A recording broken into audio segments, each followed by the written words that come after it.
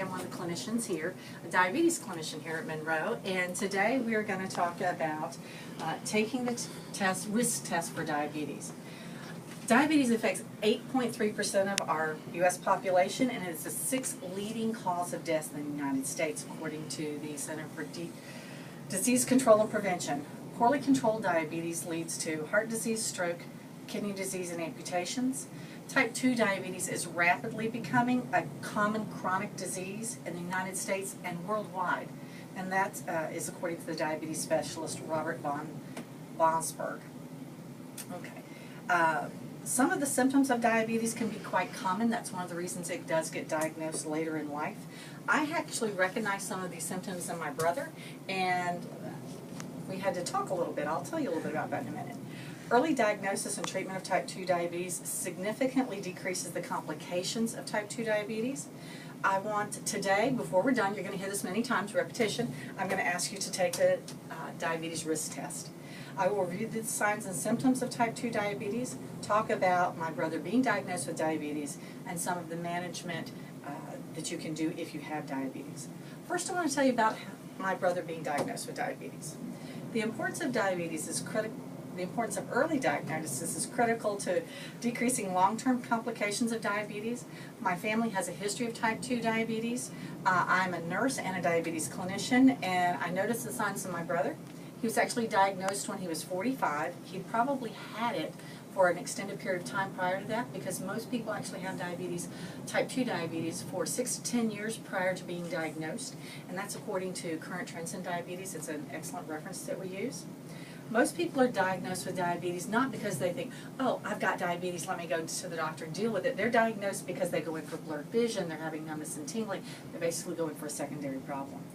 So I've been telling my brother for several years some of his chronic health problems were probably diabetes related, but denial is a normal thing with people with diabetes. It's common, we're accustomed to that, so it's no surprise when my baby brother wouldn't believe his big sister. All right, eventually the signs and symptoms though became too irritating. He did go in and get the test, he was diagnosed, and I was very proud of him because once he was diagnosed he sought out and received diabetes education. He made a few changes in his meal plan. He chose to use the plate method. He increased his activity and started checking his blood sugars. So now that we've discussed my brother's journey to diagnosis, I want to talk about some of the subtle signs of diabetes. The importance of recognizing the signs and symptoms in diabetes is the sooner you're aware of it, the sooner you can deal with it. Some of the signs per, again, Current Trends, because it's just really good reference for us. These are the common things that you can review. These are some of the things he had. Was thirst, frequent urination, fatigue, slow healing wounds, blurred vision, and excessive hunger. Some of the things that can increase your risk for diabetes, some are hereditary and some you can moderate, but some of them you cannot. A family history of diabetes, you can do nothing about that. Being a member of certain ethnic groups, previous gestational diabetes, being overweight, a sedentary lifestyle, smoking, hypertension, having high cholesterol, all of those are prerequisites, they lead to having diabetes. Now that you know some of the signs, I want to talk to you about some of the things you can do to manage it.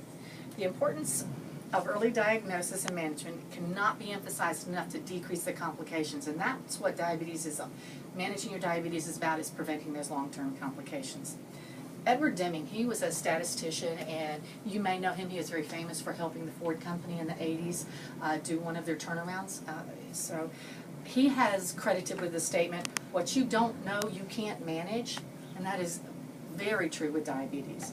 So if you are diagnosed with diabetes, do you know where to go to get education? Do you know what your blood sugar readings are? Do you know if you need medication? And do you know if your primary care physician feels comfortable and confident to manage your diabetes? All right. Now that you know some important steps, let me tell you why it's so important to manage it. One of the things that happens when your blood sugar is too high is your blood actually gets thicker, which leads to some of the complications. Kidney failure can lead to renal dialysis. Peripheral neuropathy can even lead to numbness and tingling, can also lead to poor wound healing, which can lead to infections, which in turn can lead to amputations. When your blood is thick, it causes poor circulation, which causes cardiac complications, stroke, and can lead to hypertension. After hearing all this, listening to this information, I have a request. All right, and you know, I hope you picked up on it. It's going to be, and I have these I'm going to hand out to you before you leave today, for everyone to please take the diabetes risk assessment. It's 7 questions, and there's no effort needed. Once you have this, I printed this from the American Diabetes Association, their website. Please feel free to go there if you want to get some for your family members. It's very easy, self-explanatory. If you need more copies, you can ask me or go to their website. When you take the test, if you're at risk, and it'll tell you right on the test that if you're at risk or not, please follow up, okay? So, and I want to wrap up and leave you with these thoughts. We talked about how easy it is to be in denial with diabetes. We have talked about the early risk signs that you can look for, and we talked about taking the test. But as you walk out of here today, what I want you to understand is that if you have diabetes, you can still lead a well and productive life if you manage it well. So, thank you very much.